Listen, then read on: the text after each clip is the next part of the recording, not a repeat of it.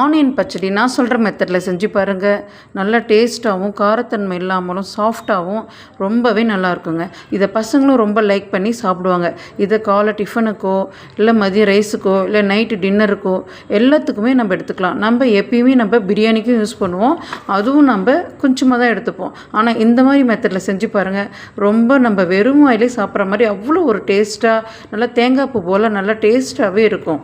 காரத்தன்மை இல்லாமல் சாஃப்டாகவும் ரொம்பவே டேஸ்ட்டாகவே இருக்குங்க. இந்த மெத்தட் எப்படின்னா, ஒரு பவுலில் ஆனியன் கட் பண்ணி எடுத்துக்கிட்டு அதுக்கு தேவையான கொஞ்சமாக சால்ட் ஆட் பண்ணி அதை நல்லா மேஷ் பண்ணி நல்லா நம்ம கை வச்சு பிசைறதுலே அந்த ரஃப்பாக இருக்கும் தெரியுங்களா. இப்போ வர ஆனியன்லாம் எதுவும் சரியில்லை, அந்தளவுக்கு நல்லா இல்லை.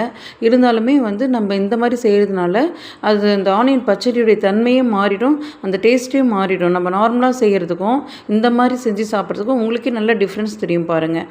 இப்போ இதில் நம்ம சால்ட்டு போட்டு நல்லா ஆட் பண்ணி அது மேஷ் பண்ணி அதில் வாட்ரு ஆட் பண்ணி அது நல்லா வாஷ் பண்ணிவிட்டு ஃபில்ட்ரு பண்ணி ஒரு பவுலில் எடுத்துக்கிட்டு அதுக்கு தேவையான தயிர், கொஞ்சமாக சால்ட்டுனா கொஞ்சம் தான் யூஸ் பண்ணணும். அது நம்ம சால்ட் அதிகம் தெரியக்கூடாது, அதான் பச்சடி டேஸ்ட்டு தெரியும்.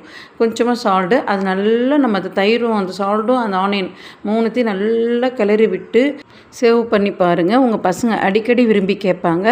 இந்த மெத்தட் ஒரு முஸ்லீம் ஃபங்க்ஷன் போயிருந்தேன், அவங்க ரொம்பவே சூப்பராக செஞ்சுருந்தாங்க. அந்த மெத்தட் படி தான் நான் இதை உங்களுக்கு செஞ்சு காமிச்சிருக்கேன். இதை நீங்களும் செஞ்சு பாருங்கள். எனக்கு கமெண்ட் பண்ணுங்கள், லைக் பண்ணுங்கள், ஷேர் பண்ணுங்கள்.